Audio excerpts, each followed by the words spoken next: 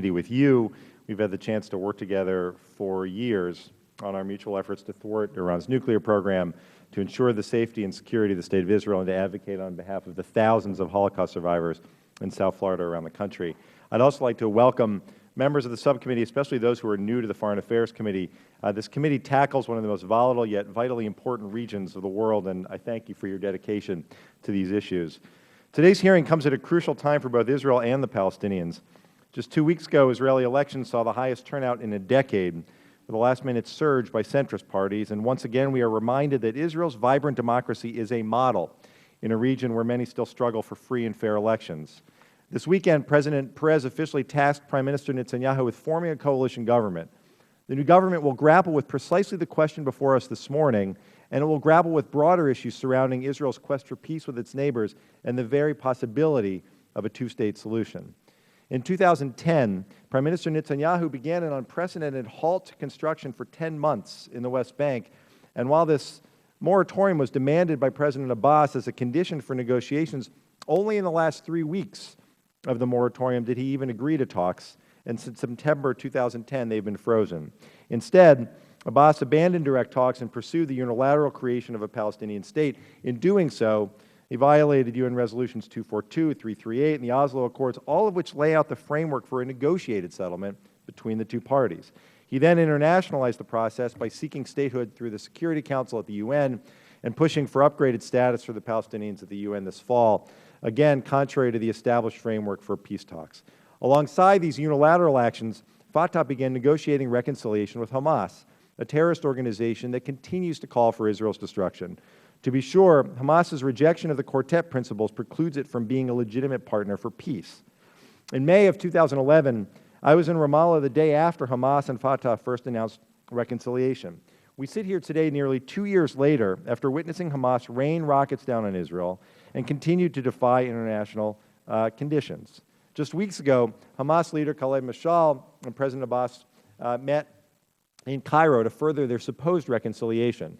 Talks will resume in Cairo again next week, yet it remains unclear whether either side really intends to move forward. Now, let me be clear. The United States will not accept a Palestinian government that includes Hamas. In fact, our laws dictate that aid to the PA will cease should Hamas play any significant role in a government without first adhering to the Quartet principles. I made this very point to Prime Minister Fayyad 2 years ago. So the question remains, will President Abbas demand Hamas renounce violence?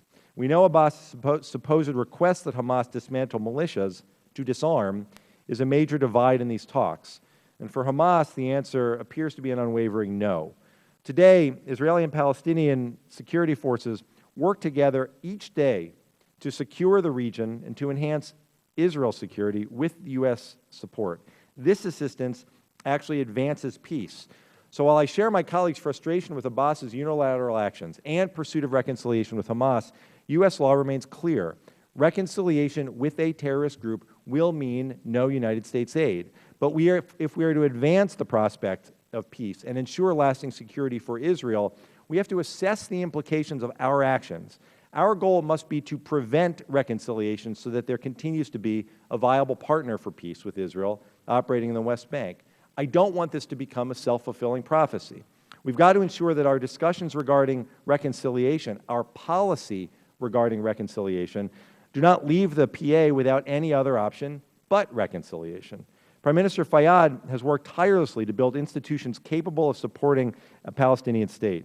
These institutions are essential to the creation of an economically viable, stable Palestinian state and to the long-term lasting security of Israel. But the PA is facing massive budget shortfalls. And while the U.S. has been withholding funds for nearly a year, Israel recently agreed to resume the transfer of revenue to the PA after a 4-month suspension following Abbas's efforts at the UN. And while I acknowledge the natural reaction to Abbas's efforts is to withhold funds, the longer salaries go unpaid, the more likely Fatah supporters will look elsewhere for support. I have grave concerns that the collapse of the Palestinian Authority would pose the gravest of threats to security in the West Bank and to our ally Israel, and destroy any prospect for negotiations. This critical juncture demands that we examine all opportunities. Will a new Israeli government renew prospects for the resumption of direct negotiations? And are direct negotiations even possible? Will Fatah drive to unify with a group that seeks Israel's destruction, or will it take the only road to peace, negotiations with the State of Israel? I'd like our witnesses this morning to address the prospects for peace. How will talk of reconciliation and U.S. policy about not just reconciliation, but those very discussions affect the prospect for peace? Madam Chairman, as always, it is a pleasure to examine these issues with you, and I yield back. Thank you very much.